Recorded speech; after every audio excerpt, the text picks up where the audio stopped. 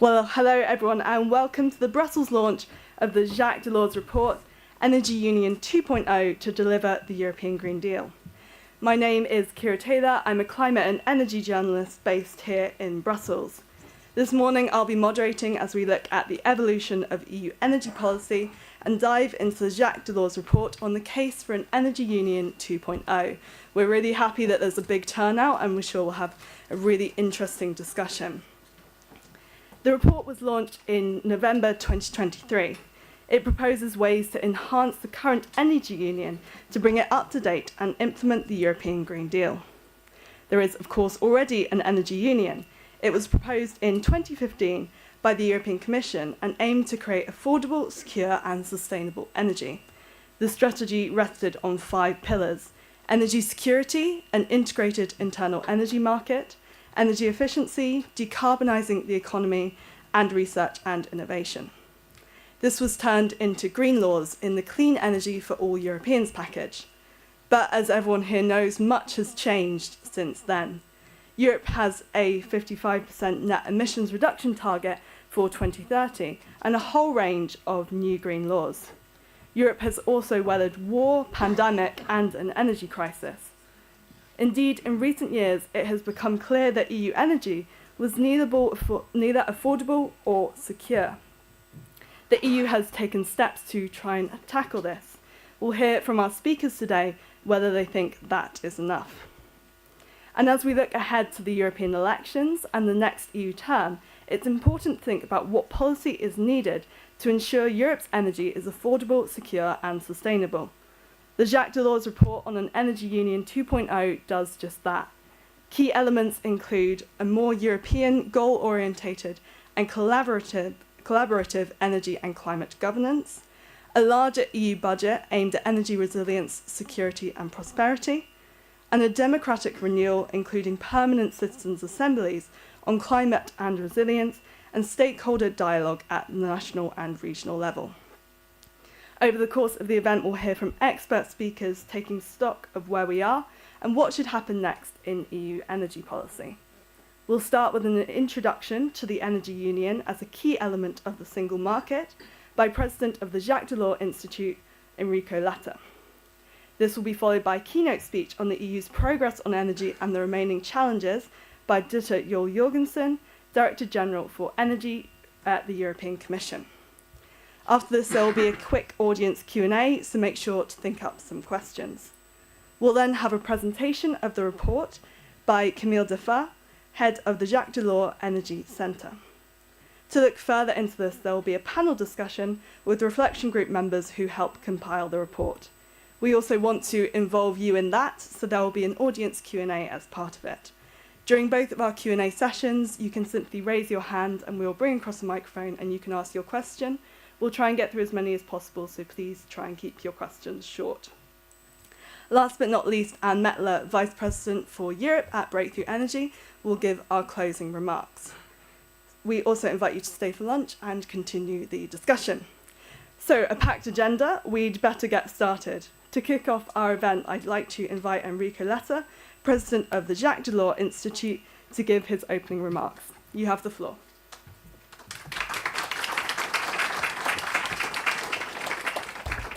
Thank you, and thank you all for being here. It's a really great opportunity, and thank you so much all. I'm here, I'm very happy to be here, first of all, to take notes because of the report on the future of the single market that I'm tasked to write for next April. And it will be, of course, a great opportunity today to have the idea, the feeling of where we are and what are the reactions to the report that as Jacques Delors Institute we proposed and we are discussing here. I have to say that I have always in mind the smile of Jacques Delors when 1 year and a half ago, after the invasion, the Russian invasion to Ukraine, he told me, you know that the idea of energy union was his idea of 13, 14 years ago, 15 years ago. And he told me that we needed Putin to make all the European leaders aware that we need energy union. And today we are here at the beginning of a discussion that will bring us in the next legislature, in the next European legislature, and it is clear that the need for a strong acceleration on energy union is there, and it will be probably one of the main priorities of the next legislature. We had many important realizations during the last years, and we are here also to discuss on these realizations. I had a very interesting discussion, bilateral discussion with Director General Jürgensen just now, exactly for the report on the future of the single market. And in reality, we had many important achievements, but we know very well that the expectations changed completely in the last period. The expectations of what Europe can deliver on that. The level of expectations 5 years ago were completely different. 4 years ago were completely different. Today, the expectations from companies, from the economic system, from citizens are completely different. So the European Union, the European Commission, the European institutions, we know very well that the next 5 years will be years in which we need to deliver, and we need to launch new ideas on how, I am very clear and very frank on that, on how to create maybe a new balance, well working between the level of member states' decisions and the level of European decisions. Because it is clear that the treaties are creating fascinating mix, if I may say, between role of member states and role of the Union, both on board. And it is very complicated now to understand that this role needs to have all really very well cooperating. I'm sure that everyone is doing his job and will do his job, but it's absolutely necessary to have this 2.0, this evolution. First of all, because of the interconnections, we know very well that the system needs a new level, a new effectiveness level of interconnections. We know very well that this interconnection level is absolutely needed, not for granted, very complicated. This interconnections level needs also a new level of attention towards neighboring countries. I have to say neighboring countries will be another big issue for the next 5-10 years with the enlargement topic. The enlargement will be the other key issue for the next 5-10 years. And at the same time, we understood that the mix and the differences among the different member states are creating today another big issue. And the other big issue is the problem of the costs, the prices, and of course the link with the elephant in the room in this very period, that is the state aid policy on energy.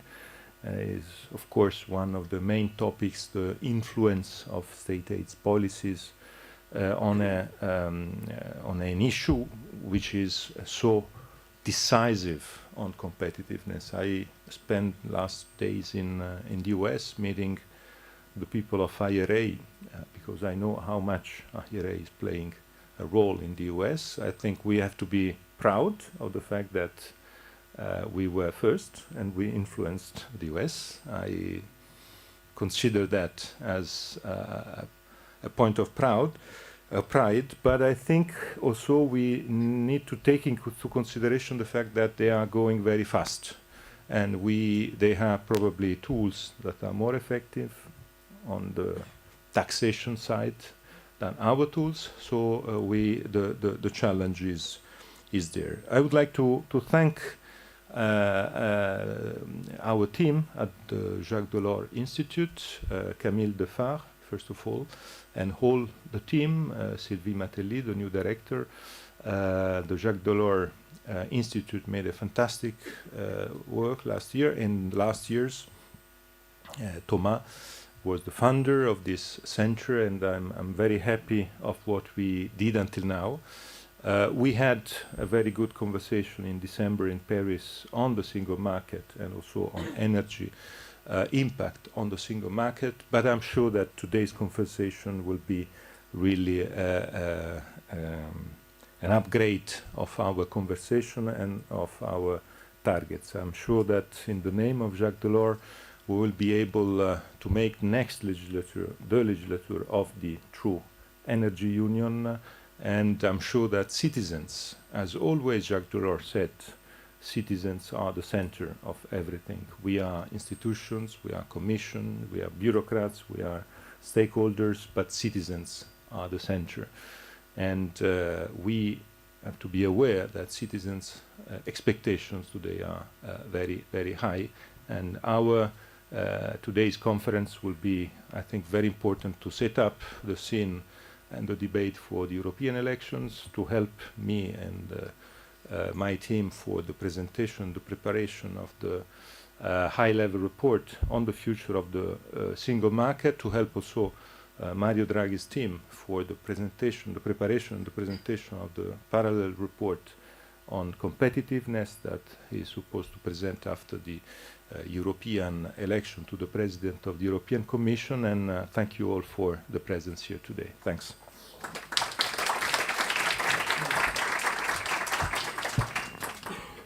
Thank you. An excellent reminder that citizens are at the heart of the European Union, something I'm sure a lot of us are beginning to be aware of again ahead of the European elections. Next, I'd like to invite Dr. Jul Jorgensen, Director General for Energy at the European Commission, up to the stage. She will speak on progress made in EU energy and the remaining challenges. She has been in her role since 2019, so is in an excellent position to tell us how far we've come so far. After her keynote, we'll have a quick Q&A, so make sure to think up some questions while you're listening. You have the floor.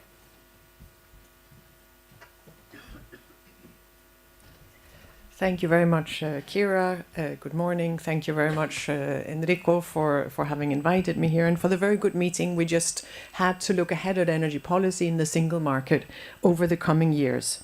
The event and the report are very, very timely and a welcome input to the reflection that is ongoing on how to best shape European energy policy for the coming mandate towards 2030. And of course, we are here very much in the spirit and remembrance of Jacques Delors, a true European leader, a true European. And it's clear that everything we do, he still lives here, in the foundations he has said, in the vision he has for Europe, and in his care for European citizens. So it is a true honor to be here. This is the last year of this mandate. We are preparing for the next mandate as we go into the European elections later this spring. It's a great opportunity to look back at what we have done, what has happened since 2019, but also very much to look ahead. What are the expectations? What can Europe do? How do we make the best of our common?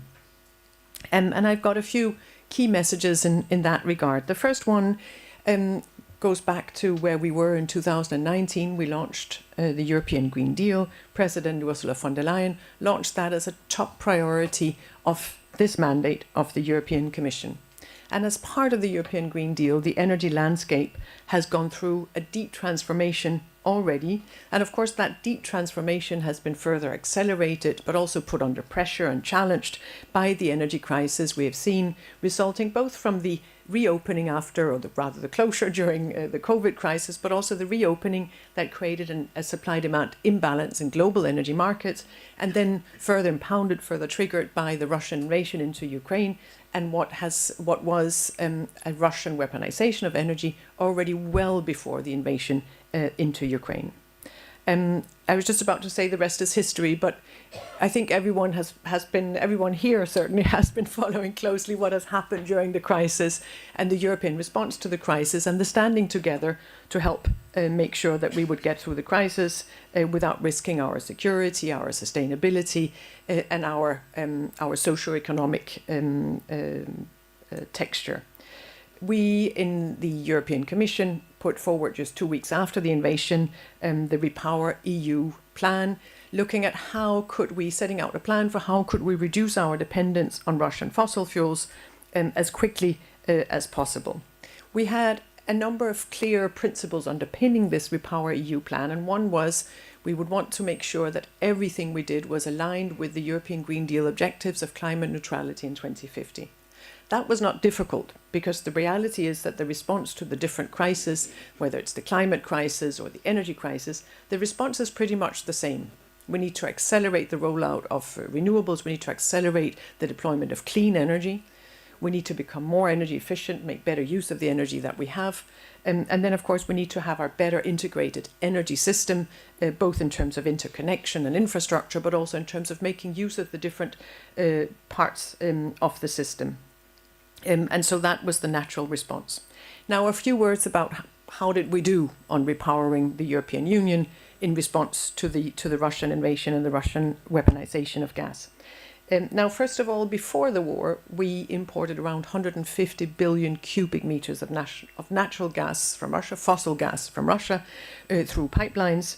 And that was a far too high dependence on any one supplier. We were above 40% in Europe and much higher in some member states.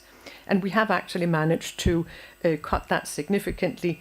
The 150 became 80 billion cubic meters in 2022, 40 billion cubic meters in 2023. So we are in a very clear downward trend and a significant shift in the composition of the fossil gas molecules that we consume within the European Union, with LNG having replaced a lot of the Russian gas.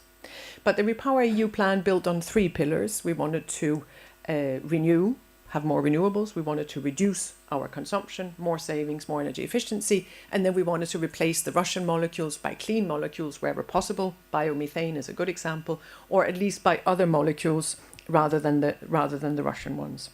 We managed to reduce our consumption very significantly through energy savings and through investments into energy efficiency. We cut by 18% our gas demand at the first part of the crisis, and we continue that.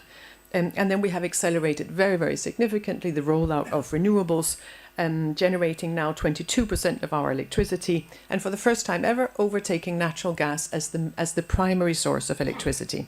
It will get even better in 2023. The rollout, the deployment of renewables has taken a further hike up, and we expect that to continue in 2024. And then we have also, as part of Repower EU, made significant changes in the regulatory framework and the legislative framework and the market, how we built it and how we make sure that that is aligned both with the crisis response but also with the European Green Deal. We further increased our ambitions for renewable energy and for energy efficiency in 2030 under Repower EU, and then we did a review of the electricity market design to make sure that it was better placed in light of what we had learned during the crisis as regards electricity pricing, but also in light of the objective of further accelerating the rollout and the investments into renewables to better incentivize renewables and make sure that consumers could benefit from the lower cost energy that we get from renewable sources through longer term pricing arrangements such as power purchasing agreements and contracts for difference. So very significant shifts in that framework to help European consumers and businesses as well, and to strengthen our internal electricity market and our internal energy market. So the European Green Deal, and that's my first message, really has stayed at the top of the agenda and has become a driver both of the response to the climate crisis, but also a driver and a further contribution to the response to the energy crisis and to the challenges we see resulting from the geopolitical context. And now, despite that first message, my second message is we still have significant challenges, and all the more reason that the report from the Jacques Delors Institute is very welcome, because it helps identify some of the work that we have ahead of us. Now, the first point in terms of the challenges is European competitiveness. We pay more for our energy than our main competitors, than global markets. And so energy prices is an important aspect in competitiveness. We have global leadership in the green and clean technology sector, but we are under immense pressure. The global playing field is not level. We have challenges with respect to supply chains. We have challenges with respect to critical raw materials. We have manufacturing capacity, but we need to further strengthen that, and we need more skills. So we have taken action under the Net Zero Industrial Plan, the Net Zero Industrial Act, but there's really still more to be done in that area. Your report, Enrico, on the internal market is a critical factor there. And of course, as you've also said, together with in complementarity to the report that Professor Draghi has been asked to do on competitiveness, to help again identify both the challenges and some of the necessary components of an answer. Now, linked to competitiveness is investment. We know that in order to achieve our targets in 2030 for energy, for the European Green Deal, climate, environment, transport, we're going to need about 1.2 trillion in investments every year. That is a lot of investments, and they're not going to come from public budgets. So we are going to need significantly higher levels of private investments. The capital is there, and we need to make sure that the framework for putting that capital, for investing that capital into the green growth and into the green transition, that is happening. So we need to work to improve the investment climate, including through de-risking, so that we can leverage the necessary private financing, but also through simplification, lowering permitting times and administrative barriers. There's still a lot that can be done to facilitate and scale up investments.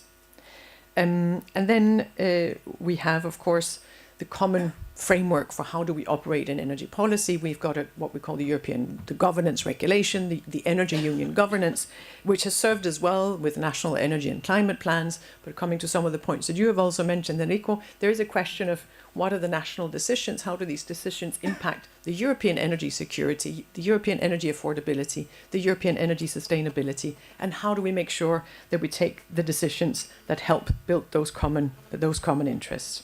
And that brings me to my third message, which is essentially around the governance regulation and the next steps. The European governance in the Energy Union has really helped set a coherent and common framework building on the national energy and climate plans, covering both energy and climate policy and measures.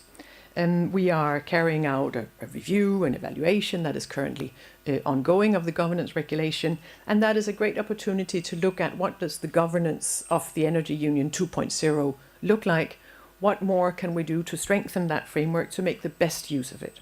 Now, one clear theme in that context is, of course, simplification. We have put in place an impressive common legislative and regulatory framework over these last years, but there is also significant administration and challenges linked to that. So if we can simplify to make it more operational, to help make sure that it delivers both at national level and at European level, then that is a good thing both for member states, for private operators, for businesses, for investors, and of course at European level. Another aspect to look at is how do we best balance national decisions and European interests? We have the framework to do that, and that is of course part of the review as well, looking at what does it mean for the internal energy market and what does it mean for building the energy union. So an important work stream ahead, where your Jacques Delors Institute report provides very interesting and useful input and reflections that can help us take that forward. So I wish you an interesting discussion today, certainly a useful discussion also from our perspective, and very much from the perspective of all Europeans in terms of building Europe towards 2030 and towards climate neutrality in 2050. Thank you very much. So we now do the Q&A. So if you'd like to take a seat, maybe on that one, you'll have a microphone ready for you. Excellent. So do we have any questions from the audience following that? We have a couple. Is there a microphone to go around? Yes. So we have one at the front and then maybe one at the back, and we'll take a few together, if the microphone's working. Don't worry, we're just giving you time to think of more questions. We have one at the front here and then maybe one at the back. Thank you. I'm not sure if this is working. There we go. Heather Grady from Bruegel, think tank here. So you emphasised several times the role of energy efficiency. And we've seen the way that economists were quite amazed by how fast the market reacted to the rising prices for energy. But a lot of economic modelling still assumes that demand for energy is essentially inflexible, it's inelastic.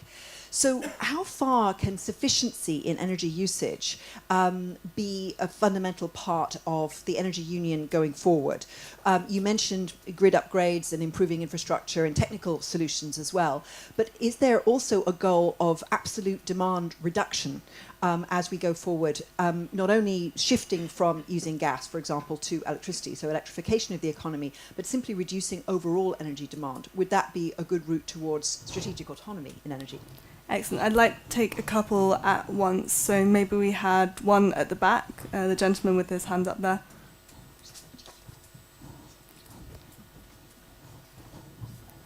Thank you very much. Jakub Gorzkowski, PGE.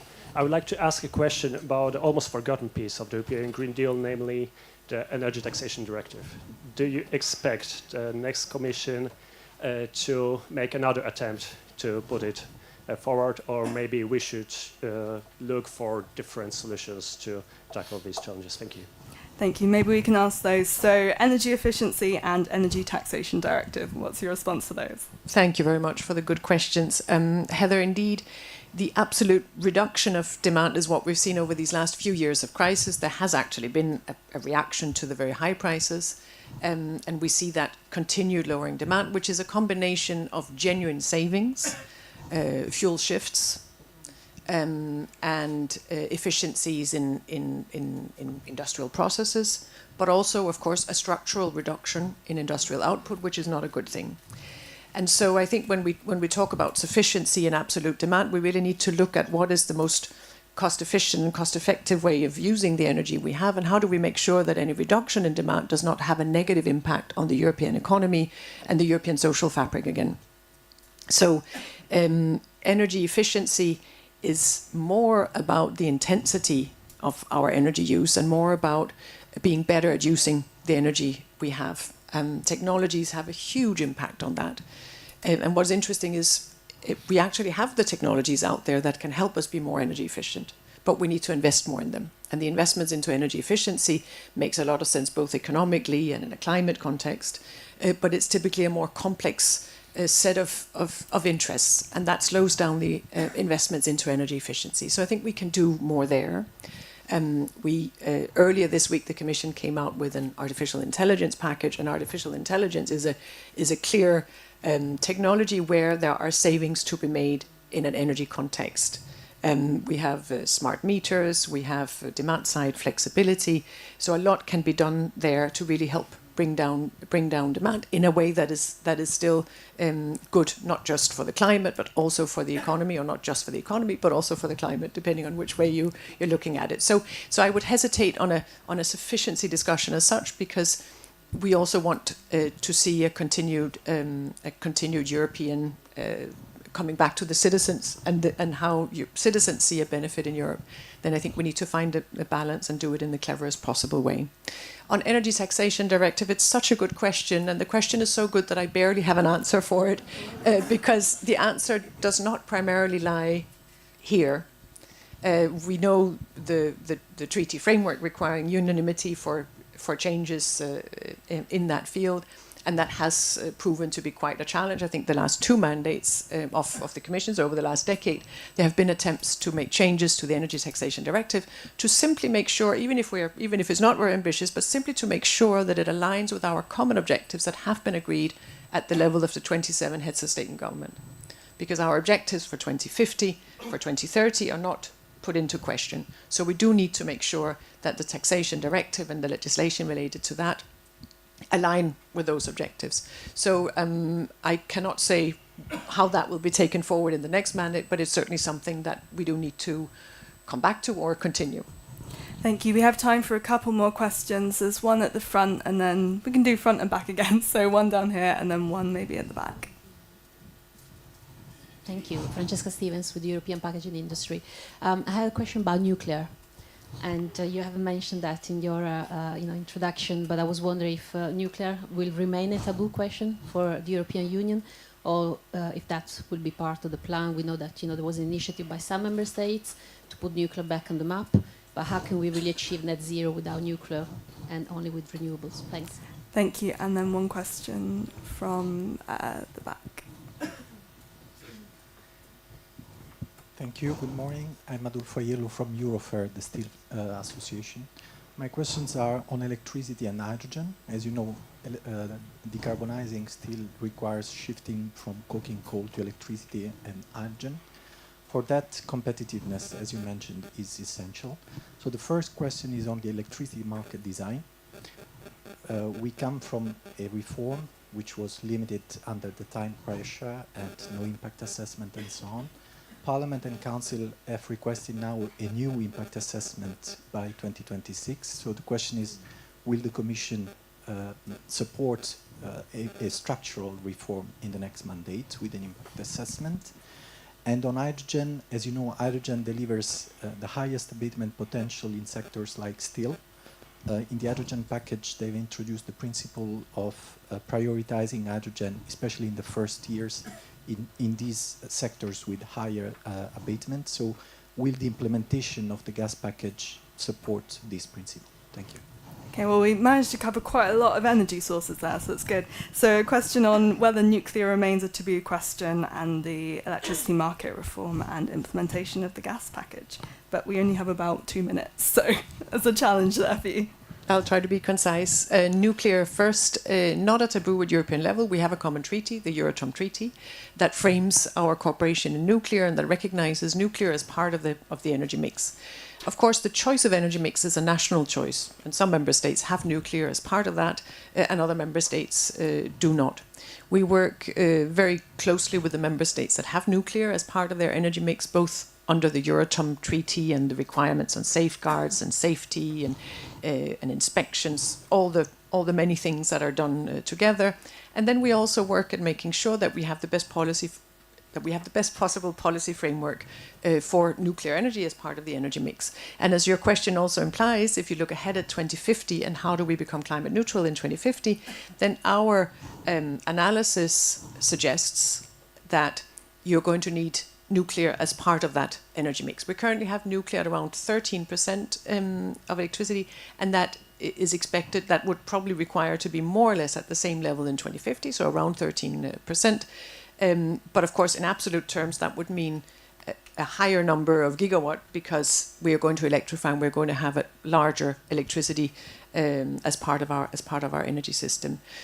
So we are working with a group of member states in their nuclear alliance, and we are working on the future technology. Small modular reactors is an important one, where we are working to establish a small modular reactors alliance that will be coming out shortly, as announced by Commissioner Simpson not too long ago. So nuclear is very much part of the European energy policy and of the overall European energy mix, but with respect for the national choices, and making sure we operate within the common treaty framework that is the Euratom Treaty.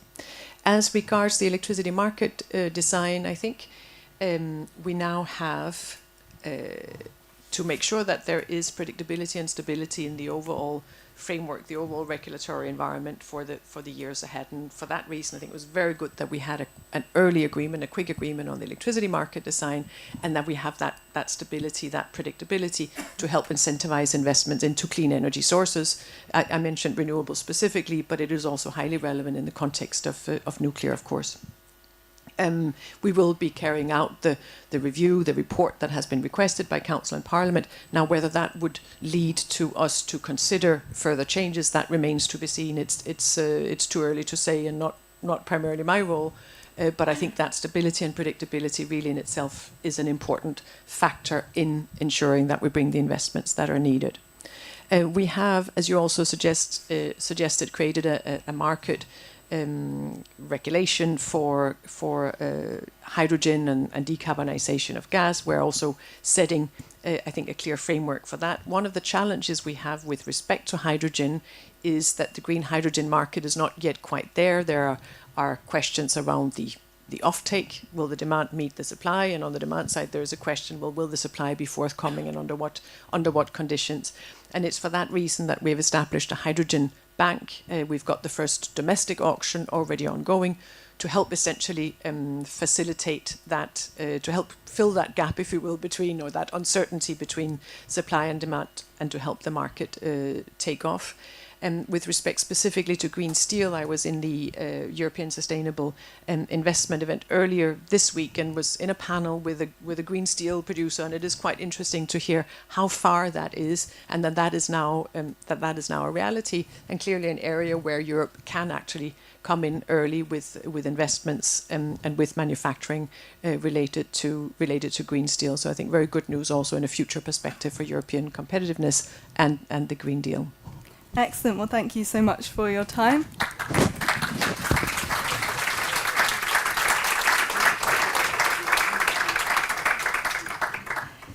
Thank you. And next, I'd like to invite Camille Defar, head of the Jacques Delors Energy Centre, to introduce the report that we're all here for. She will give an overview of the key recommendations, but of course 10 minutes is far too short to learn everything about it, so you can find the whole text on the Jacques Delors website. So Camille, you have the floor. Thank you, Kira, and welcome everyone. So this, I had a presentation, but it seems that it's not. Okay.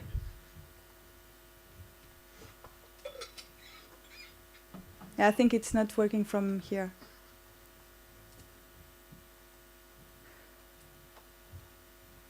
Great, then you can go to the next slide. Thanks. I'll go very quickly on the first two slides because we've had amazing introduction from Enrico Letta as well as Director General Dieter Jurjorgsson, showing how the European Green Deal really became the compass of energy policy action to answer the succession of crises that we've seen over the past 4 years. On the next slide, you can see that we still have a very challenging, a lot of challenges on the 3 energy union objectives: climate neutrality, energy security, and of course prices linked to competitiveness. So you can go to the next slide, and it's interactive. So yes, you can go again. I'm not going to go. It's been very well highlighted by the previous speakers. So on the next slide. So now it's more about the how question. We have to acknowledge that we have very clear objectives and a strengthened regulatory framework that still needs to be improved, but it is still a very good foundation. The weakness that we find in the analysis is that the EU governance and financing instruments that fall short actually of the challenges that arise from the challenges of implementation, but also an increased solidarity in the face of external threats, and coordination needs to answer the vulnerabilities that we have, for example, on the security of supply, clean tech supply chains. In an increasingly challenging environment, I'm not going to go further into this. You all know how the geopolitical threats, economic threats, as well as social threats are increasingly prevalent. So the risk here is really that we would have a diluted ambition during national implementation of the Fit for 55 package at the national level, or a political backlash that we already see currently in the agricultural sector, or also failure to reach political agreements, as we've seen with the failure to reach an agreement to stop importing Russian gas. So we've seen an increase in Russian LNG imports due to the failure of taking into account the difference of weaknesses of member states. So the next slide. The assessment shows that the EU tools are too national.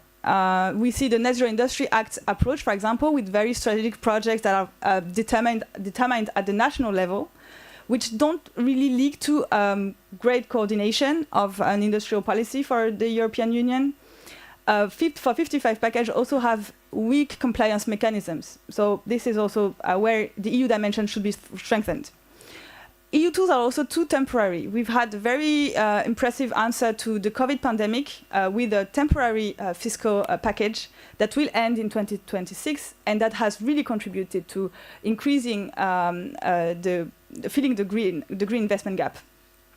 EU tools are also too voluntary. If you think of the groundbreaking, and it really needs to be highlighted, the demand reduction targets decided upon within Repower EU. It is groundbreaking, but it remains voluntary. Same for NECPs. It is a very soft tool for coordination that actually doesn't really lead to any EU coordination. And finally, the EU tools are mostly regulatory. We can think of the Fit for 55 package again. However, implementing these regulations will require technical knowledge, human capacity, and financial support for all stakeholders.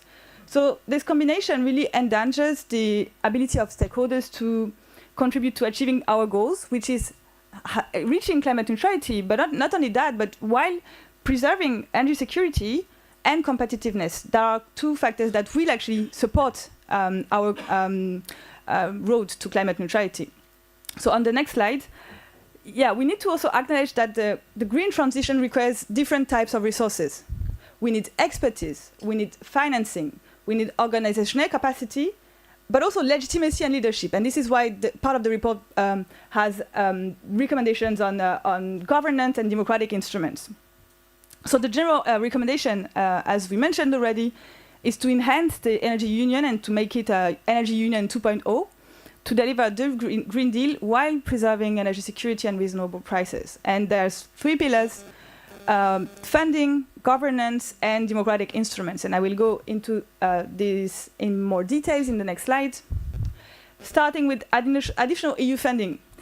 So we are in a very challenging context for both private and public investment with high ECB rates. And we have new needs to increase the resilience of our energy system, to accelerate the transition in troubled geopolitical environment. So increasing common funding would actually allow for more unity against other blocs, more unity against Russia, but also more unity against other major blocs. We can think of China, that is really dominating clean tech supply chains. We see also the need for broad political support for the transition. And this actually comes down to how do we share the risks, the costs, but also the benefits of this transition at all levels of government. So we can think of member states first, but also on citizens. And we can see here again the farmers' movements that also show these distributional issues are quite already prevalent. And lastly, common funding. Why? Because the EU level is the right level to address the huge threat that we're facing in a globalized world. And for that, the single market is a strong asset of the European Union, and that should really be preserved. Mobilizing national state aid really leads to a risk of market fragmentation that really should be avoided. So there's this idea of considering security, competitiveness, and climate neutrality, which are EU Energy Union objectives, as European public goods. Public money is not going to solve the equation, but it plays a role in making, for example, private investments more viable. And there is a very well-identified need of additional EU grants to achieve the EU energy objectives. For example, we can think of the Net Zero Industry Act. We can discuss about the targets, but I think we can all agree that we need to strengthen EU domestic manufacturing capacities in clean techs. And for that, the Innovation Fund is not going to be enough. And we need to strengthen this. We need to have more initiatives, such as the Hydrogen Bank, for example. So this means also new instruments and grants on operational costs, which is very different from the instruments that the European Union currently proposes. So there has been calls for more funding from numerous think tanks.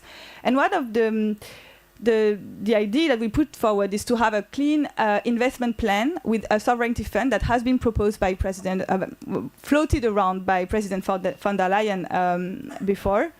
And the goal would be to finance 3 key priorities: pan-European support schemes for clean techs and grids.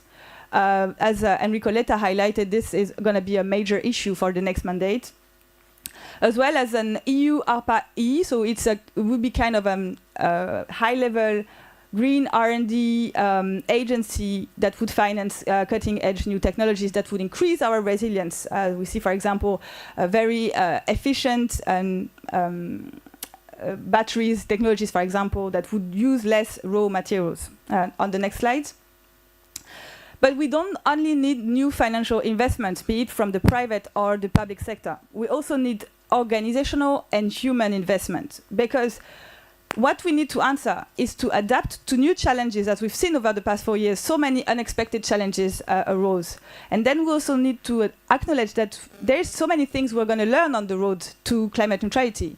There's technological innovation, there's also the uptake of these innovations, there's the way the society is going to react, as well as the economic structure of our economy that is going to shift.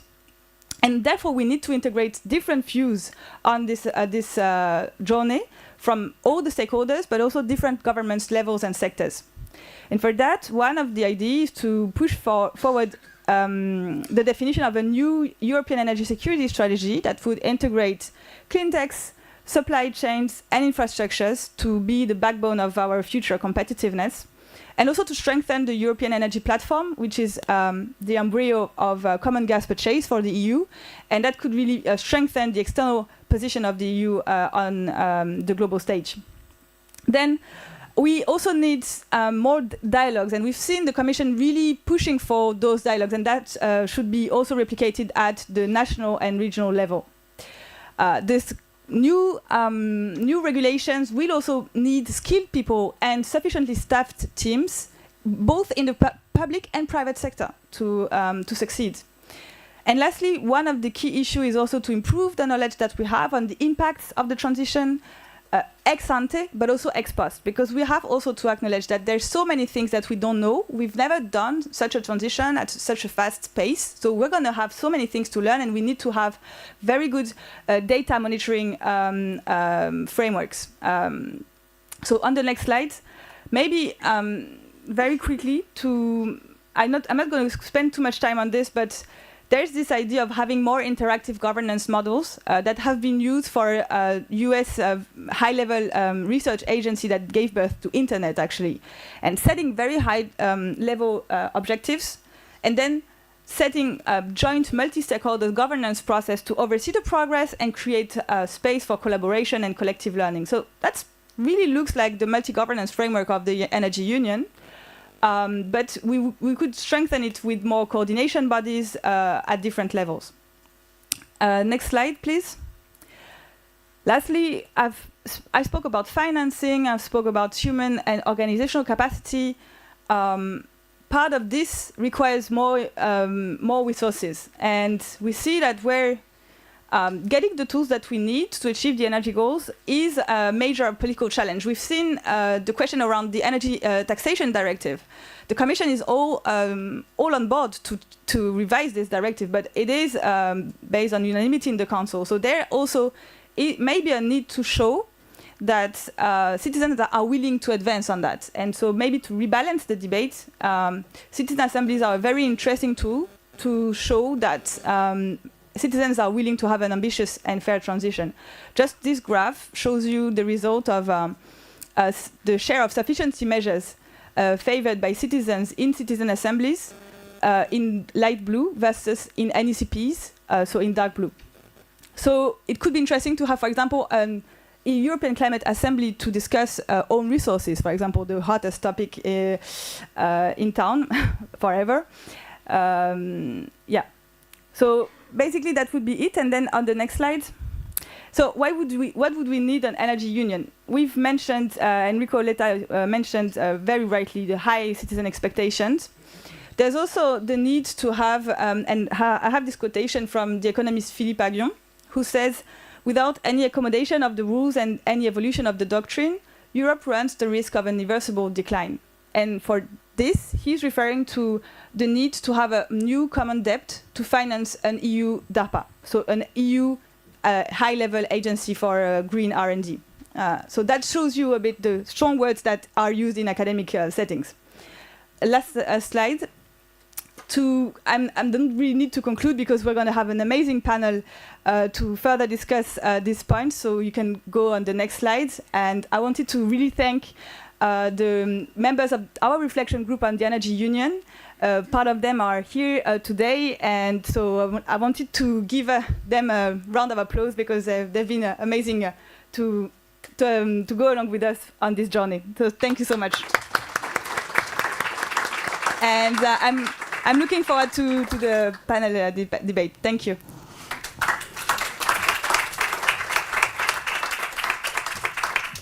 Thank you, and also thanks to you, Camille, for giving us such a brilliant overview ahead of the panel.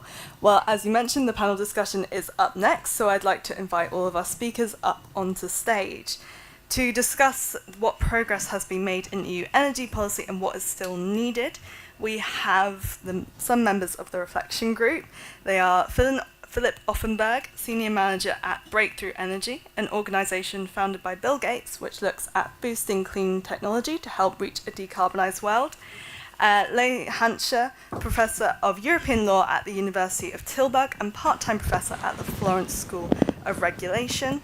Her research interests include energy market regulation, EU state aid, and energy market governance. Susanna Karp, Deputy Executive Director at Clean Tech for Europe. She leads the policy team at the organisation, which aims to bridge the gap between clean tech and policy leaders. And last but not least, Andrei Kovaturi, the Senior Research Associate at the Energy Policy Group, a Bucharest-based independent think tank specialising in energy and climate policy. Well, thank you all for joining us. We'll start with a panel discussion and then we'll open the floor to questions from the audience. So get some thinking. We'll have about 10 to 15 minutes at the end. So I'd like to start by asking our panel to give a brief introduction. Leigh, let's start with you. We've just heard about the need for an Energy Union 2.0. What are the key elements that you see in that? Thank you very much. Well, first of all, I'd like to thank the organisers for inviting me to speak today or to reflect. I was very lucky to be involved in the earlier report. You might need to hold the microphone a bit closer to your mouth. Okay, that we did, I think, some 13 years ago. So that was Energy Union 1. And that was maybe a much easier task in that we were just looking at energy. We weren't really so concerned with climate. We certainly looked at sustainability, but we didn't look at the whole problem from the climate dimension. So that, I suppose, is really the huge difference between then and now. But I was going back thinking of some of the recommendations that we made. We were very much grounded in the market, and the governing institution was the market. And we were looking at how we should make the internal energy market work better. That was really one of our fundamental aims. But we have Sami in the audience who was a co-author, and he might help jog my memory. But now this report, of course, encompasses climate. The climate dimension is even more important, perhaps. And we move away from market to governance. And governance, whatever it means, and we could have a whole debate all day about that, but it certainly means a lot more intervention. And most of the instruments that Camille has just listed require more and more intervention. So we depart from that market model. And that has, of course, risks. I think that's undeniable. And we call in the report for more governance, but there has to be a plea for good governance. And I think that's really important to reflect on what that means. You can't do everything in one report, but it's very important, I think, to think about the quality of governance. And what I find a little bit concerning is we pile loads of obligations on the Commission. If you go through the report, the Commission should be doing this, the Commission should be doing that, and that's all very well, but how much can we do or can we expect without overloading the Commission? I think that that's something we really have to reflect on, especially in the last 2 years. We have seen a bit of a departure from the better regulation model that we had or have on paper at European level. So the new electricity market design proposals were put out without any impact assessment. It's usually the case we would have that. All the reforms to the state aid rules, we have had 5 modifications to the state aid framework in 18 months. There has been no consultation in a wider group of stakeholders. It's all been with just the member states, which is a departure from what happened before. Okay, so we needed to act fast, but if we want to transfer more and more responsibilities to the Commission, we have to think carefully about how we ensure good governance. So there is, I think, a strong recommendation, very important recommendation in the report to involve citizens, to ensure more participation. I think that transparency is really important. We've said, and here I think we shouldn't forget another institution that has contributed to some improvements that are really important for this debate, and that's the Court of Justice's latest rulings on the Aarhus Convention, which require then that certain decisions are amenable to review and transparent review, and that Thank you. organizations should be able to get those. So I think that this is really important, that governance is a leading theme, but it has to be, I think, well thought through.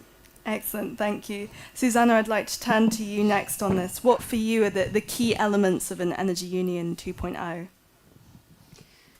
Good morning, everyone, and thank you very much for the invitation to be here. Thank you to the Jacques Delors Institute. It has been an honor and a pleasure to be part of this reflection group.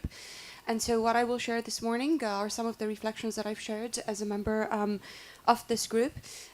So as we've heard, the challenges have fundamentally shifted from, let's say, the Energy Union 1.0.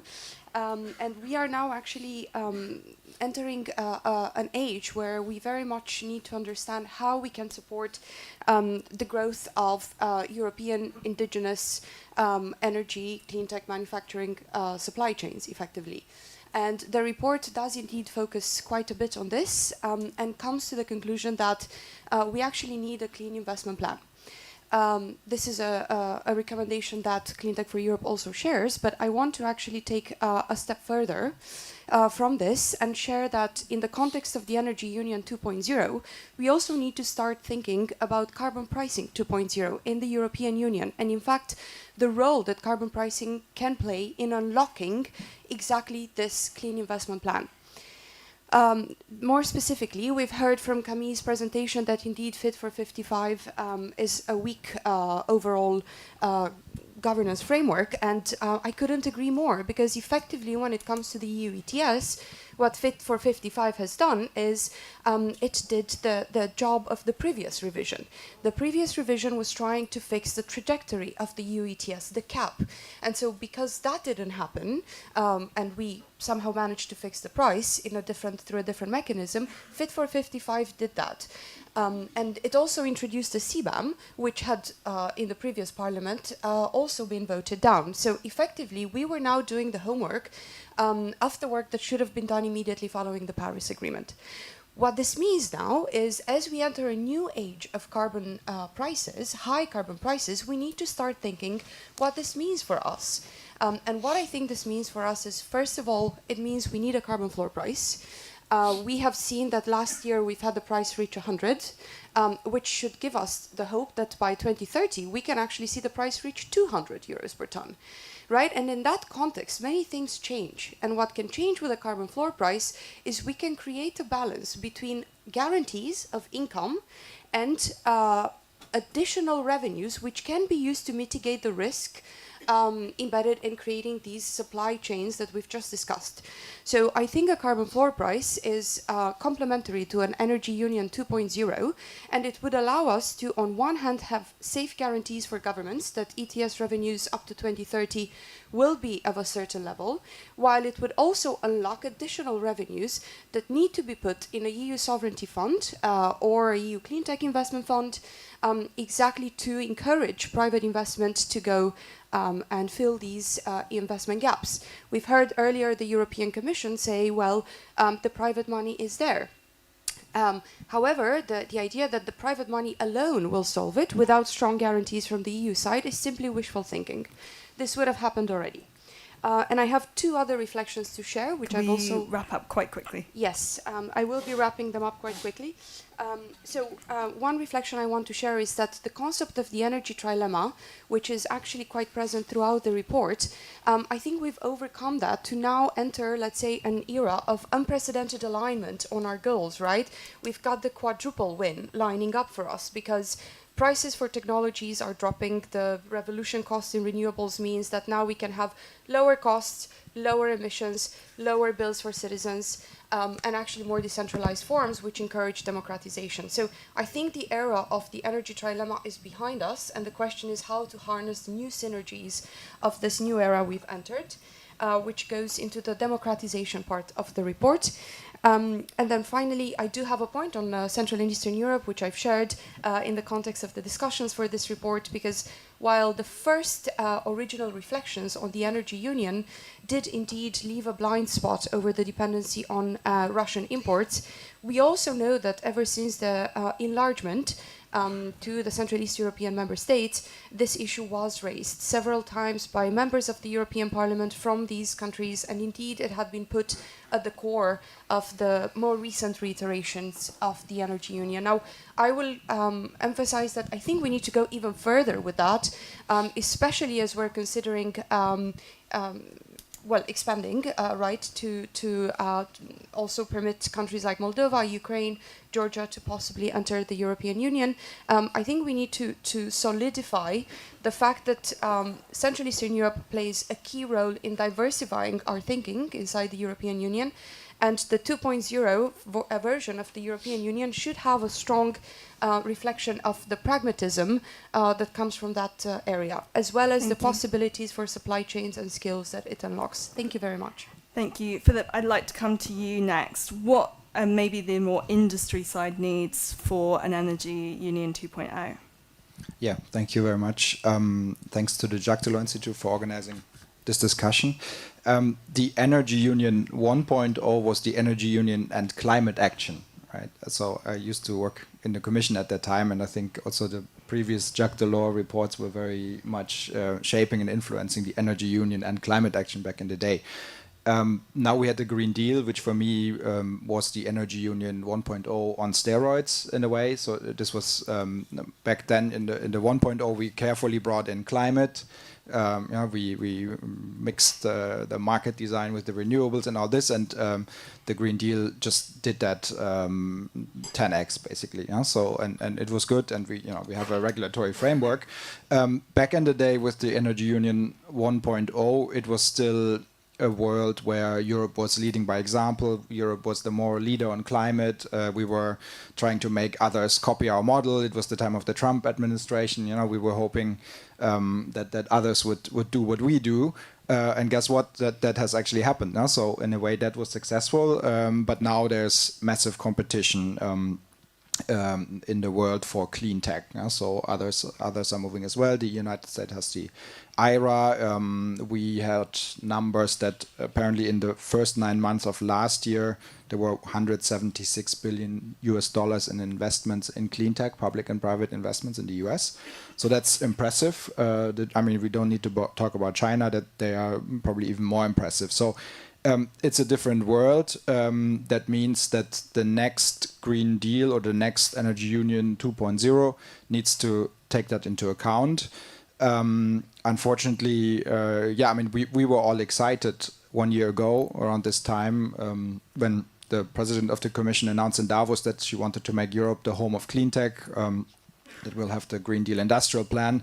Unfortunately, a year later, and Clean Tech for Europe wrote an excellent letter on that, we haven't seen very much. So the STEP program that was supposed to be 10 billion is now essentially non-existent. The Net Zero Industry Act, which was supposed to be the first time that the EU agrees on a list of strategic clean tech sectors, has now been completely diluted, and that was more the Parliament than others.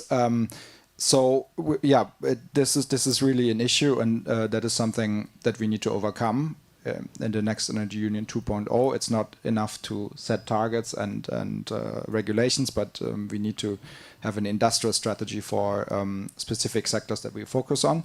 Last point, I think the other new element that we need in the Energy Union 2.0 is security, security of infrastructure.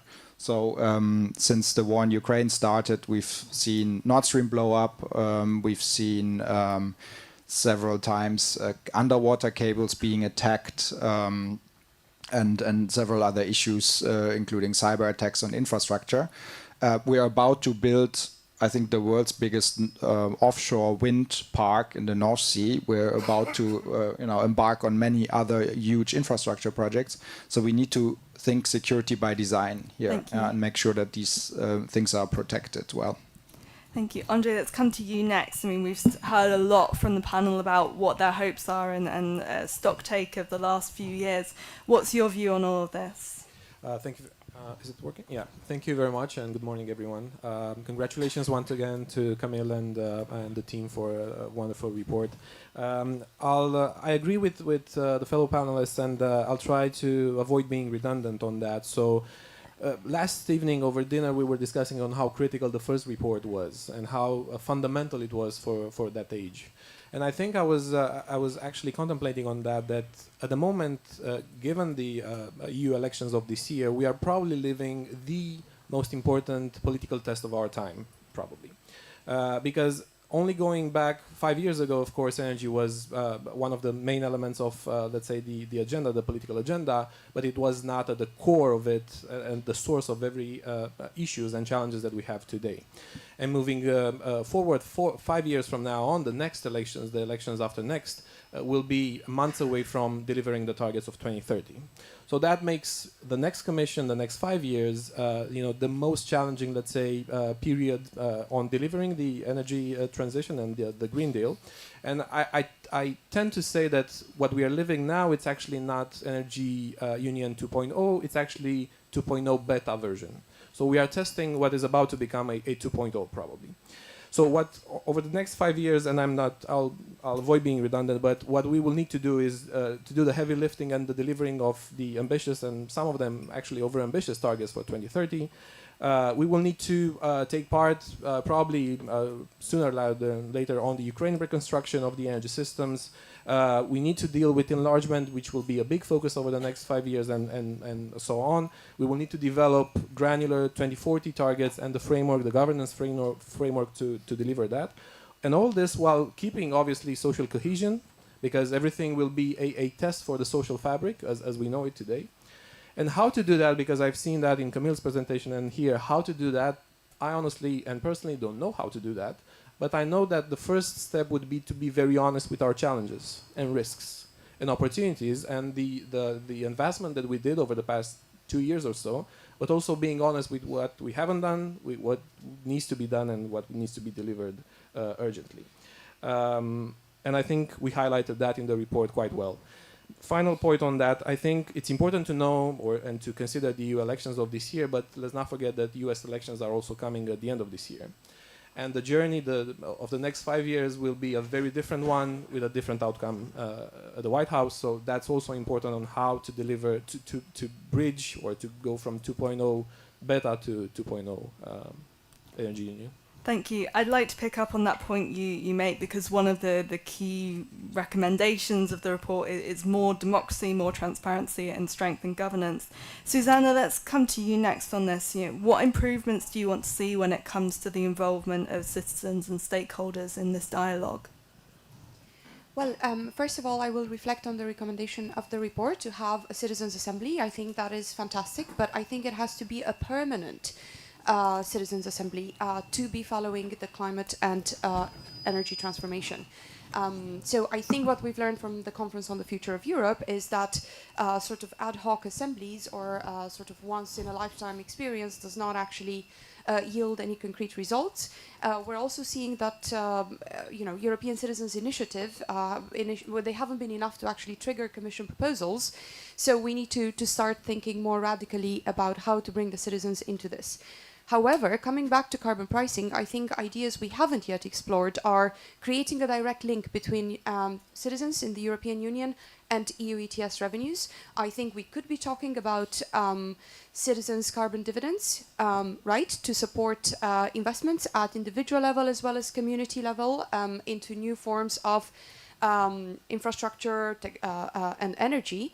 And so we have to be prepared mentally that even the models of ownership, of economic ownership over these resources will have to undergo a profound transformation. So we can expect more and more community energy projects, but also in terms of the energy, the forms of energy we'll need for 2040. So tidal energy, that's going to require community ownership of some sort. And so I think we can explore a bit more with democratizing the economics underpinning the energy system as we've known it to date, and the ETS revenues once again can help. Thank you. Thank you. That's an interesting connection, given we'll see ETS2 beginning to hit people, so actually the ETS revenues going to them as well. Philip, I'd like to come to you on this. What key conversations do you think need to take place, maybe between the clean tech industry and national governments in the EU as we look ahead? Yeah, I think there's a big gap between policymakers in the capitals and the clean tech industry, especially the emerging clean tech industry, so companies that are not yet incumbents, but the same is also true for Brussels. I think what we really need, and that's coming back to my first point, is industrial strategies, or a clear list of priorities and industrial strategies by sector. So, because the way we've done climate policy in the past in Brussels, and I really don't want to criticize it, it's been legitimate to a certain extent, but we set a target, we implement a measure. For instance, we ban the combustion engine by 2035, but we're not necessarily doing enough to enable our industry to deliver on it. And that was still okay in a time where clean tech was a European show, where we were the only ones doing this, right? But now there's global competition, and whenever we have measures like that, we need to think about how do we empower our industry to actually compete in that market. So I mean, in the battery, in the EV area, we tried to do it with the Battery Alliance, but still, producing batteries is a third more expensive in Europe than in China and the US, so that's tough. Another recent worst practice was on aviation in Germany. So Germany has among the most ambitious targets for blending sustainable aviation fuels. So airlines will have to deliver on that in 2025 or 2026. But what happened now, there's a budget crisis, and they cut all spending that went to sustainable aviation fuel companies. Yeah? So there's a handful of really strong early stage companies that is actually producing the technology to be able to produce clean jet fuels. But they're so early stage, they're still depending on research grants, they're still depending on government money, and now the government just cut that. So then I'd find that a bit contradictory. I mean, you cannot have on the one side an industry target, expect them to deliver, and then cut all the means that would enable them to do so. Thank you. What we need really, I think, to summarize, is a better understanding of technology and industry within the civil service on European and national level, and also politicians need to get more interested maybe also in the technologies that we're talking about. Thank you. I think if we hear one thing from the industry, it's that they need predictability.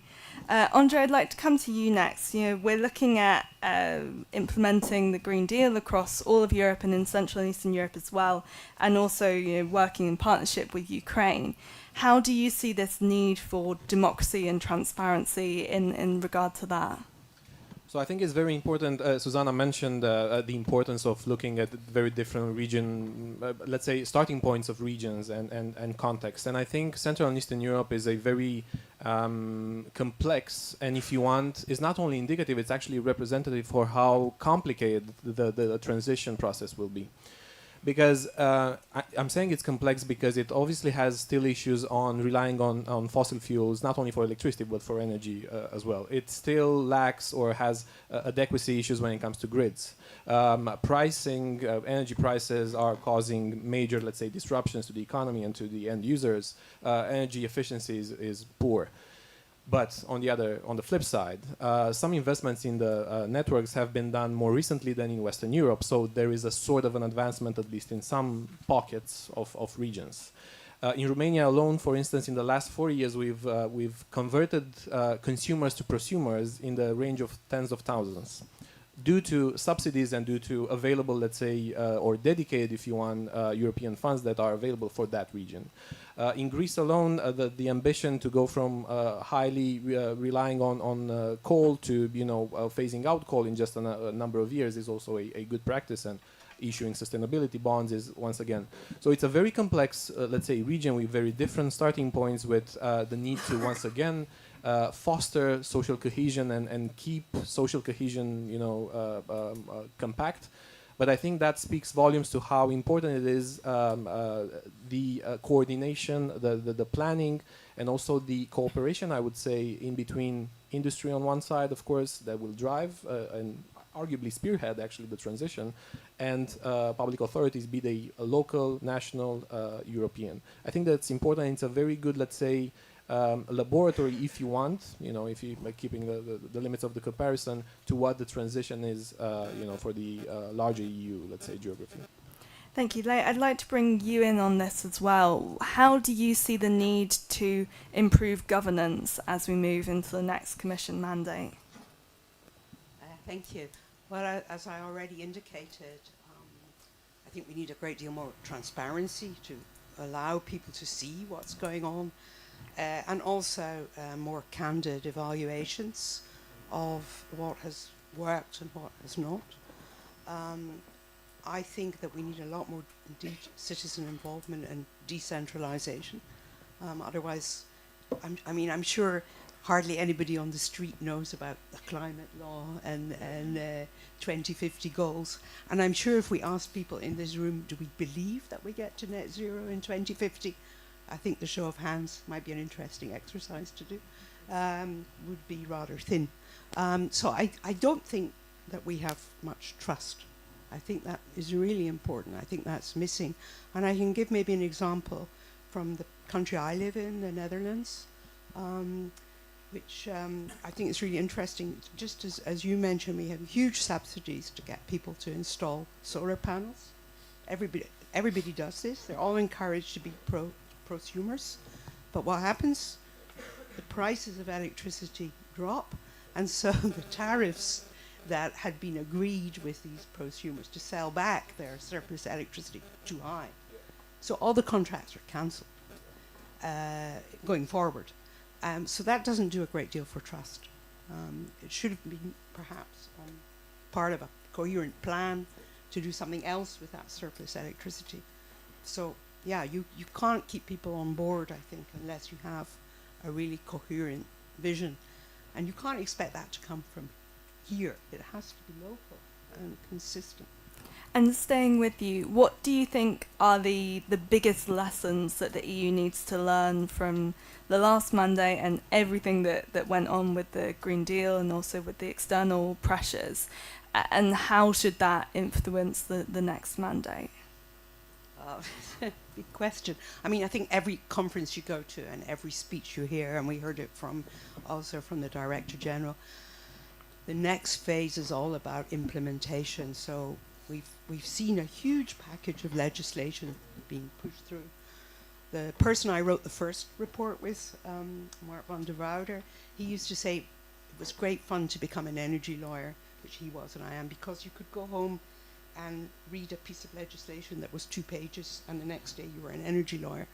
Now you have to read thousands of pages and try and actually understand what's in them. And my plea, if you read the decarbonisation package, you read, I think the first 200 pages are recitals, which I think is some sort of existential sort of thing going on there. I don't know what it means. And then you try and work out what this regulation is supposed to mean. And there are no coherent definitions. The legislation is a total mess. And so we have to learn, I think, going forward. We've tried to do a lot, we've gone too fast, and quality has really suffered. Andre, I'd like to come to you on this. What lessons do you think the EU has learned in the last 5 years, and how can they be put into place in the next 5? Well, I mean, let's look at the bigger context. I think the energy security, let's say, definition as a whole has been changing for quite a decade, I would say. So it's evolving from the, let's say, first 2 layers of owning own resources to importing, let's say, end products, energy end products, to what is now the renewable technology or clean technologies. But this, let's say, emergence and this transition is not very smooth. I would say it's quite bumpy given the context of the last 2 years, and obviously. On the critical raw materials, I think we are quite, we are not in a good position on that. And I think the lessons that we learned is that we cannot replace, obviously, one dependency on fossil fuels on another one. There are very different markets. I mean, a disruption on the critical raw materials is a very different one than one on, let's say, gas or other energy products that would basically disrupt the economies. But at the same time, it's important to plan ahead. And planning ahead for critical raw materials and the whole process, mining, refining, and all that takes a lot of time and takes a lot of money. And we cannot expect results overnight in that. Opening a mine in Europe will take at least, I don't know, 1 decade, given the the permits and the quality or the let's say the standards of social and economic, let's say, assessments that we are doing before opening that. So that will take time, and it will take even more time to reach economies of scale for that to be competitive. Are the lessons that we kind of learned in the past few years, but it's the delivery time and 2030 is actually the time to actually act in some sense and to deliver, or at least not deliver on the high ambitious targets, but getting there, as close as possible. Thank you. Philip, I'd like to bring you in as a response to that. How concerned is the clean tech industry when it comes to that supply of critical raw materials? And what lessons can we learn from maybe finance? You mentioned the example of Germany earlier. I think many are very concerned about the supply of critical minerals, but not only the emerging clean tech industry, but also the existing players. Sorry, the link to finance, I didn't quite get that. Lessons learned from finance as well, if we're speaking about lessons learned in the last 5 years. Okay, lessons learned. Well, I think on finance, it's public budgets are empty. That's the main lesson to learn. There were some missed opportunities. The Next Gen EU facility, 750 billion euros. We looked into that with the OECD, how the money was spent on green tech or on the 37% green earmarking.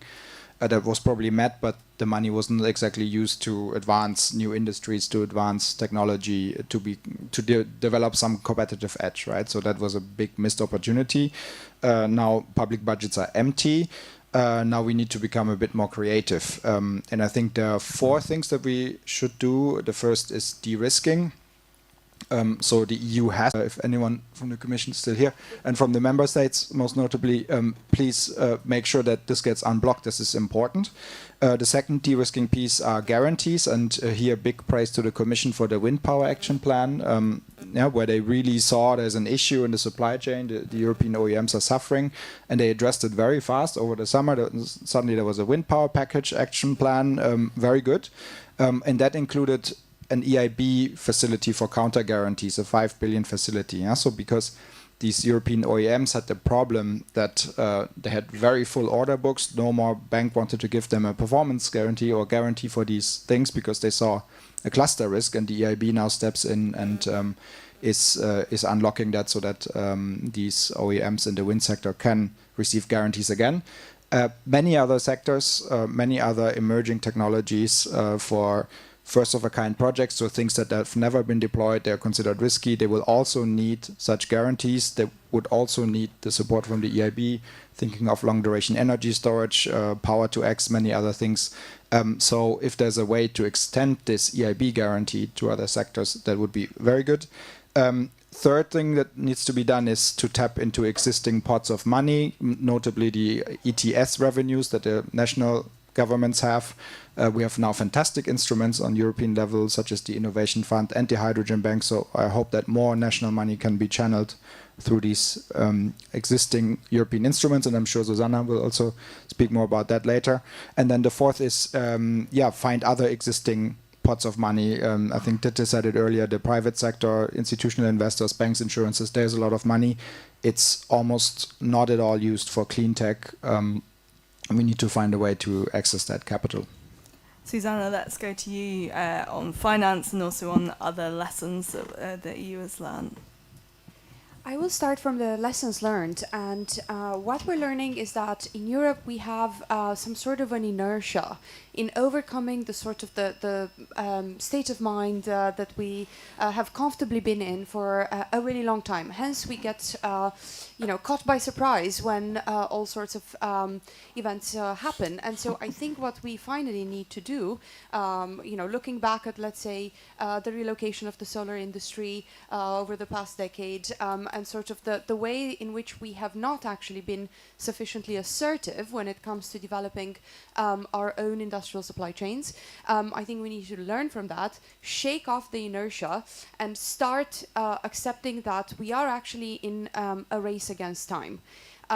Looking at how other countries are doing this, well, China is doing scale at an enormous pace. Just last year alone, I think they've added to their grid the equivalent, something close to the equivalent in terawatt hour of France.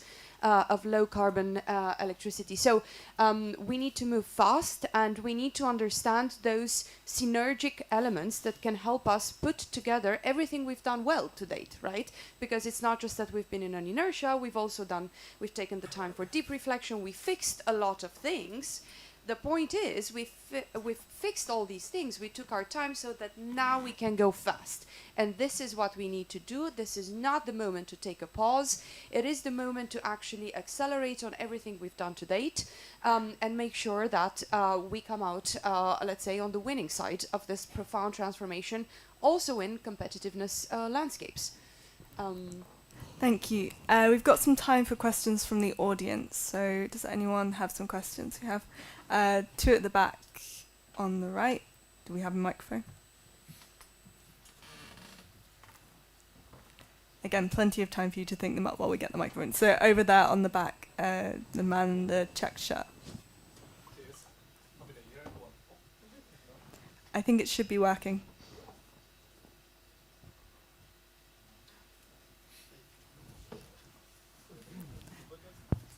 That sounds like it's working. There you go. Right, so Happy New Year indeed. It kind of reminds me, the conversation, a bit of Le Petit Prince, right? There's this chapter where the scientists are looking at the elephant, and we're talking about transparency on the one hand, we're talking about good governance, citizen ownership, but I have the feeling that we're not quite getting the elephant, except for Ms. Karp, who mentioned indeed energy communities. So I'm wondering in this sense, right, these citizen-led initiatives that have good governance and that do encourage citizens owning the transition, I wonder to what extent the report actually focuses on that, and what hope do we have for this taken up in the future, essentially. Cheers. Well, that's the first time I've ever heard the Little Prince mentioned during an event. I'm very happy. Who wants to come in on this, how the report deals with citizenship involvement? Susanna, maybe, or Andre? I've already stated my point. So I think indeed we're on the precipice of a new era in this regard, and we're not seeing enough attention, and not necessarily in the report, but just in our policies and in the political discussions in the EU on this front. And now we are seeing some discontent, across the European Union, and we have to accept that this will be these kind of difficult dialogues will have to be part of the transition. However, it would be ideal if we could, let's say, avoid them bubbling up in furious ways by having a deeper approach to more involvement in the first decision-making process. But I'm curious to hear what others are saying as well. Andre, what's Just your a quick view on point. this? I think connecting with what I said at the beginning, I think this is the political test even of that. So, I mean, endorsing the plans or endorsing, let's say, the agenda that the Commission or the candidates for the next EU elections will put forward is also a test of whether or not we believe in this, let's say, Energy Union 2.0 beta or whatever you want to call it, or not. You know, it is a test of the pledges and the efforts done over the past 2 years. So, power to the people in the sense of the vote that we will all cast in June. Yeah. Do we have another question? We have some at the front here.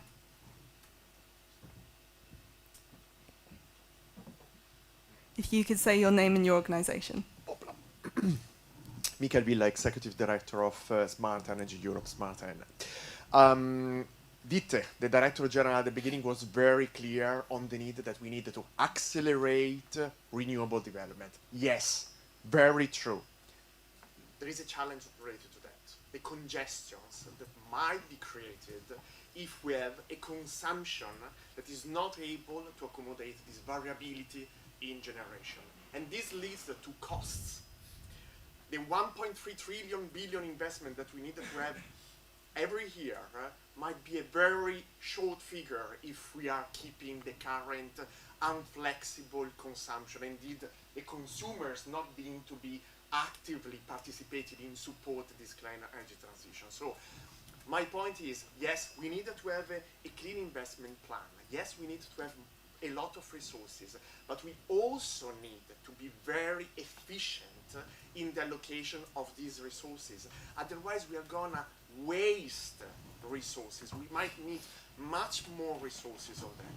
That's why we need to have a system efficiency regulation or governance that is not only about how to allocate money, but also to identify where these money are related. Thank and you. then also, sorry, another point related to that, yes, in the Jacques Delors plan, we are talking about a lot of coordination that is required at the European level, but we need to have national collaboratory governance, because there is still a lot of silos approach at member states level that needs to be tackled. Thanks.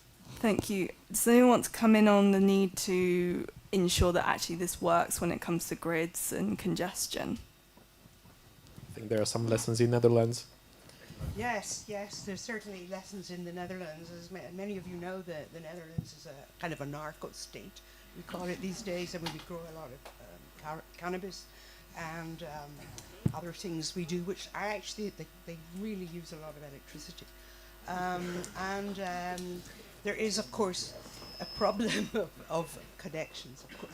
I'm kind of joking, but our distribution grids especially are totally overloaded, but also our national transmission network has just been given a huge boost in investment to try and cope with this. But the real problem is at the distribution level and setting priorities, which I think is what you're talking about, which is why I'm joking about in fact, these cannabis farms are sort of first in line. They just take over old industrial plots, as the zinc industry and the aluminium industry are pulled out and gone and got their subsidies in the US.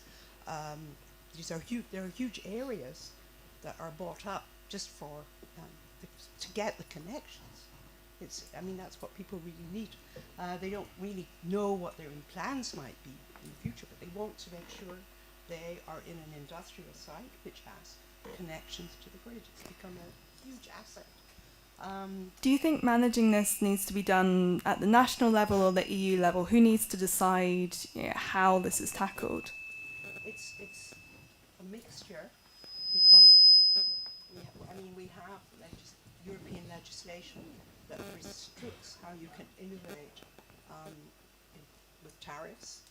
At distribution level, it restricts how you can invest in the future. I think we were talking about that last night as well. So you need to actually really change the model that we have.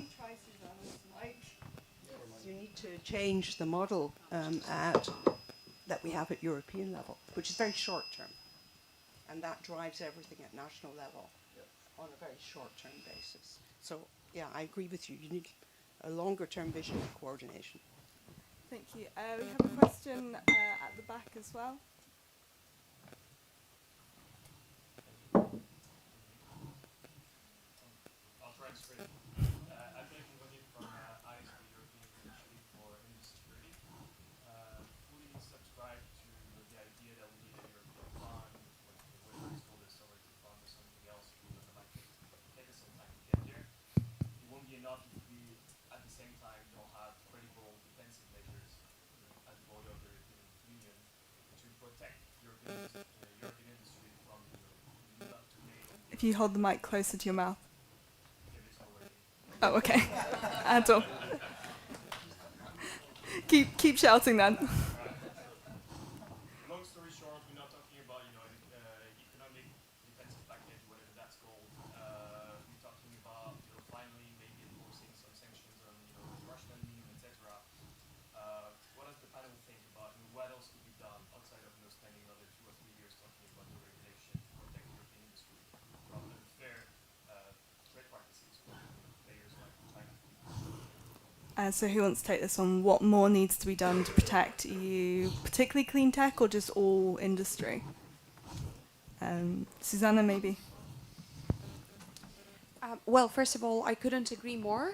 We absolutely need to strengthen our defense at European level. But I think what Camille shared actually in her presentation was something really relevant that we have not been talking about enough, which is that since the illegal war of aggression against Ukraine started, the European Union has actually increased its imports of LNG from Russia. So in that regard, the sanctions have been utterly insufficient, and we see that they have actually created this possibility that is, quite frankly speaking, I think a very disappointing chapter in our European history.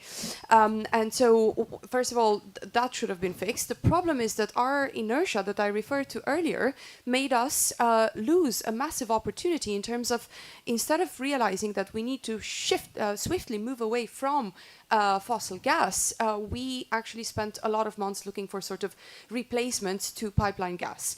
And some of those replacements were imported from Russia at extremely high prices. So again, we need to just snap out of the state of mind that has brought us to this situation in the first place, that has created this dependency, and then apply the new way of thinking to all our other economic relationships. Now, of course, the carbon border adjustment mechanism is an interesting tool that we absolutely must safeguard and implement correctly, because it is creating a level playing field across various economic sectors, and it also protects the European markets from being flooded with, let's say, fake claims, very cheap, maybe green steel, but we can't verify the claims for the steel being made in a green way. And so in a sense, I think we're actually doing quite a lot at the moment, and it's just important that we actually keep what we've achieved in this parliament term, so particularly the CBAM, and then look to develop other normative tools that can help us at the geopolitical level. Yeah. Thank you. Philip, you'd like to come in on this? Yeah, I think this is a really important question. And I want to come back to something I said earlier, which is a better understanding of economic sectors, because I think these threats are sometimes very sector specific. So coming back to the wind example, where the Commission has handled that really well. So they noticed, okay, there's a problem with unfair competition in the wind supply chain, and they noticed this relatively early on, and they saw a risk, okay, we might have a similar scenario to what happened with PV in the past, right? And here the response was a package. So, I mean, there was this de-risking facility to help the European players. There was a trade investigation, or signals of a trade investigation. There was an investigation into what can we do in terms of qualitative criteria and cybersecurity criteria that would help our industry. So it was a very sophisticated answer that required some preparation, though, and some good understanding of the microeconomics of the sector. Yeah? So it's not a debate about macroeconomics and trades flows only. It's also about sector by sector microeconomics, understanding what's really going on in the supply chain, and which tools and levers we have to react. And I think we need more intelligence and more understanding in governments in Europe and on that. And the second part of the answer for me is working more closely with our allies, especially the United States. We were a bit disappointed. I think many were. The last EU-US summit did not deliver this critical raw materials alliance. It did not deliver the steel and aluminium club that would also have had a carbon component.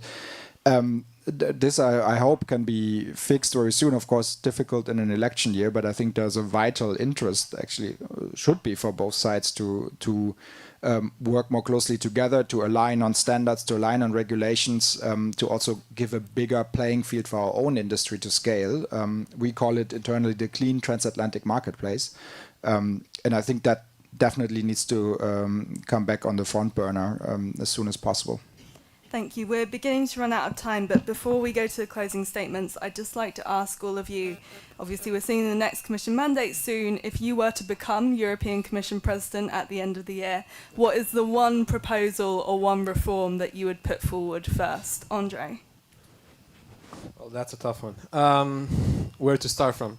No, I think moving forward, I think one important conversation that we need to have is about enlargement, because this is a project, a program, a project, an ambition that on the energy side, at least, is something that we haven't seen before. We haven't, accommodated new members with these starting points, with these issues, with these challenges as they are today. And I think this is critical. In this sense, Central and Eastern Europe will play a major role, I think, into that. And I think it's important to understand the partnerships and to develop that from now on, and how this will actually affect EU's targets for 2040, which is also very important. Lei, what's your one proposal or reform, just quickly?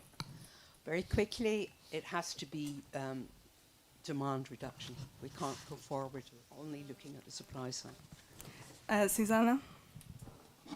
It's the summary of the previous points, which is using carbon pricing revenues to advance a form of European economic citizenship that involves exactly citizens through direct revenues, but also puts some of the revenues into a European sovereignty fund to develop indigenous clean tech manufacturing. And Philip, what's your wish? it would be a communication in the first 100 days to say that we'll bring an investment plan that includes de-risking guarantees, the ETS revenues, and a boost to InvestEU.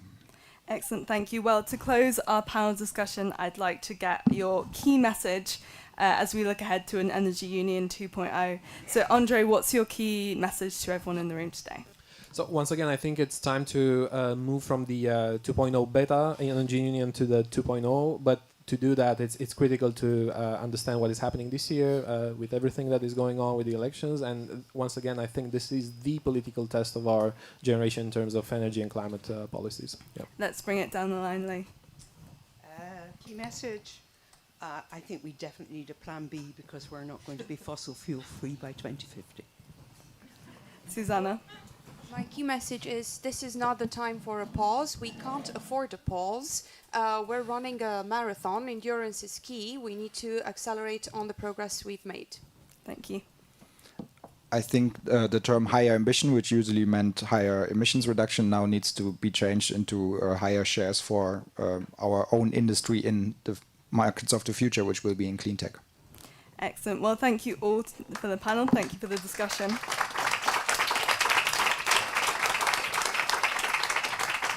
So as our panel return to their seats, we can have our final event of the very packed agenda. I'd like to invite Anne Mettler, Vice President for Europe at Breakthrough Energy, to give the closing remarks. So Anne, you have the floor. Thank you. Thank you so much for the invitation. Congratulations to Notre Europe and also to Camille for really an outstanding study that couldn't be more timely as Europe finds itself in a perfect storm of what I like to call the geopolitization of economy and business. I think nowhere has this played out more visibly than in energy.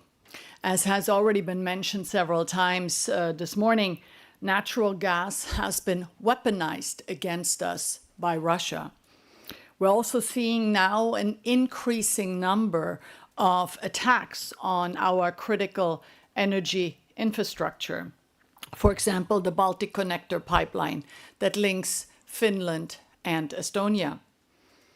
And we have, of course, almost a complete dependence on critical raw materials and solar panels from a country that does not remotely lie in our sphere of influence. And all this severely compromises what I like to call what really an issue that I would like to throw into this debate, and that I like to call energy resilience. And I say this here as a retired think tanker. I think that we need new intellectual paradigms. Some of what we discuss here, the Green Deal or Energy Union, are not really fit for purpose for the seriousness of the times that we're living through. So how do I define energy resilience? For me, energy resilience is not being overly reliant on any one source of energy.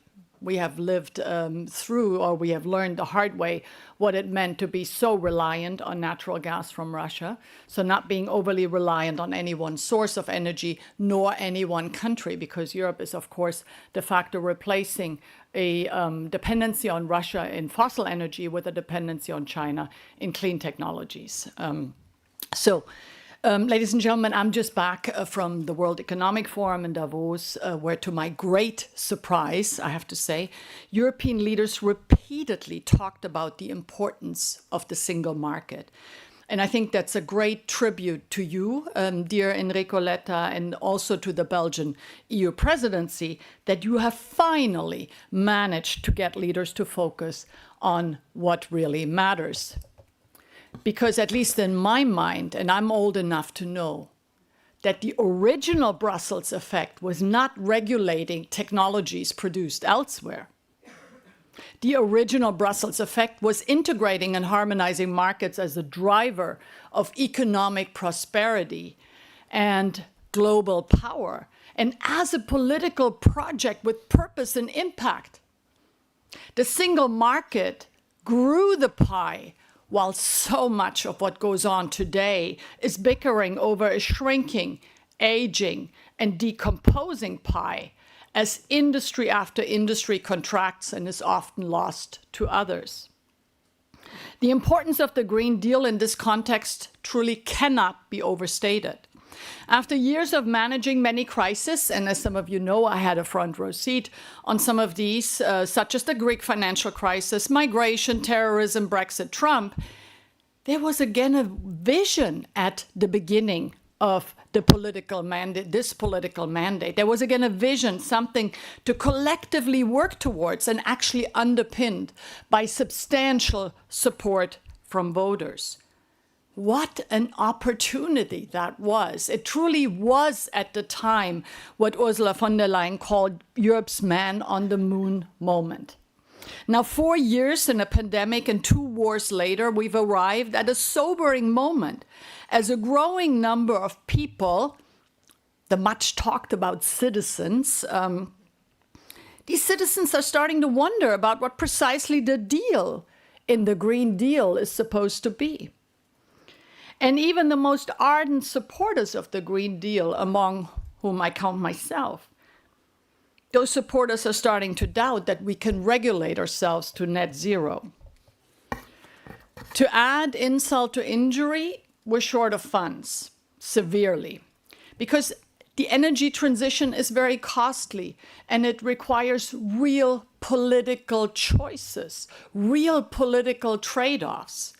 And there was much talk about democratic governance this morning, and I think that's extremely important because one of the pressing questions really is whether democracies are still capable of the kind of systemic change that is required. It may not be a coincidence that the country that has managed to deploy, to scale, and to reduce the cost of all mainstream clean technologies, wind, solar, batteries, and EVs, is China.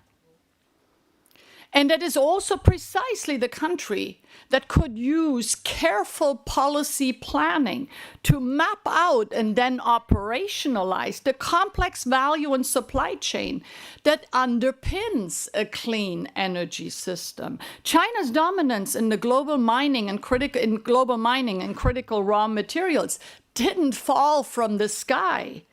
It was years in the making, and it is, of course, only superseded by its processing capabilities of these critical raw materials, which tops 90%, giving it de facto a global monopoly. So this is the backdrop, and this is why we must now double down in ensuring that we are not left behind in all the emerging clean technologies that are still in the pipeline. From clean hydrogen, long-duration energy storage, to carbon dioxide removal technologies, fusion, sustainable fuels, to name just a few. And as some of you know, I've spent 5 years running the internal think tank at the European Commission, and I also chaired the interinstitutional EU Foresight Network. And if I have one key takeaway from that time, it is that the world is in a quest for technology supremacy, and emerging clean technologies are an important part of that race. But the key to clean energy are the following: deployment, scale, and reducing the cost, which of course brings us back to the single market, because without the single market, no scale. Without the single market, no value proposition to invest. Without the single market, needlessly high costs. On all 3 counts, we are failing. Despite all the talk about strategic autonomy, we have failed to grasp that true sovereignty comes from occupying and driving and spearheading the technology and knowledge frontier, not from regulating and micromanaging it. So where does that leave us? Firstly, starting immediately, we need a new approach to the Green Deal. It needs a proper business and investment case. And if you want to see what happens when state aid is strictly imposed and sending our companies, our unsubsidized companies, into global competition with heavily subsidized companies, then please study carefully what happened to European industry in wind, in solar, in 5G, to mention just a few. So the issue in state aid needs to be how we can mobilize sizable EU funds for strategic industries. See Ursula von der Leyen's idea for a sovereignty fund. It's not about less subsidies, it's about subsidies that work.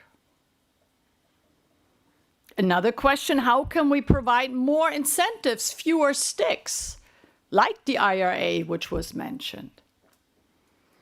How can we make our own instruments, such as the IPSIs, the important projects for common European interests, how can we make them fit for purpose? So far, none of these IPSIs has really produced a global technology leadership. Are these instruments fit for purpose? Secondly, rather than focusing on measures that de facto drive up the cost of the energy transition, can we not focus on measures that can actually lower the cost of the energy transition? Much could happen if we had more standardization, if we created bigger markets, if we had faster permitting and rollout, more digitalization and public services, more public guarantees, and de-risking measures to spur investments. More blended finance vehicles along the lines of the EU Catalyst partnership that we helped get underway. A better aligned internal and external industrial policy with global growth and CO2 emissions largely taking place outside the EU. It's about time we practice less internal navel gazing and more global horizon scanning. To my knowledge, the global gateway has no intersection with the EU's industrial policy, and I'm sorry to say that makes no sense. Thirdly, and looking to the other important report that's been mentioned, that's in the pipeline, the Draghi report, we need a competitiveness strategy that is rooted in European realities, which is a permanently high price of energy, a resource-poor geography. We don't have oil and gas. We have strained public finances. We have an aging society. We are a continent that has largely missed the digital revolution. And against this backdrop, what are still the inherent strengths we have? The competitive advantage, the unique value proposition to businesses and investors. And that is what we must urgently figure out. Urgently, if we don't want to become a museum. And let me say, because I'm oftentimes criticized for being very outspoken about some of Europe's shortcomings, I have devoted my entire career to trying to the European project, to trying to make Europe more competitive. I know that Europe has these important strengths, but we really need to zero in on them. And this is a time to do so now. It's a unique political opening that we have this year. So let's have an honest debate, and let me conclude on that point. Again, going back to my time at the European Commission, I had barely arrived when I was told, quote, "No one loves the single market," end quote. So that may well be true, and it may also explain why that despite countless pledges, I honestly have stopped to count, the countless pledges in Council conclusions to complete not only the energy union, but also the capital markets union, the banking union, the digital single market, you name it, our leaders have failed to deliver time and time again. So this leaves me with only one question. Will this time be different? Thank you so much.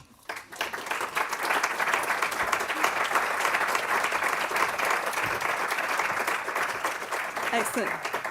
Thank you. An excellent final question to leave us on. We thank you everyone for joining us today. We hope you feel inspired by an Energy Union 2.0. If you want to find out more, you can find the report on the Jacques Delors website. But thank you everyone for joining us. Thank you to all our speakers and everyone who worked on this behind the scenes.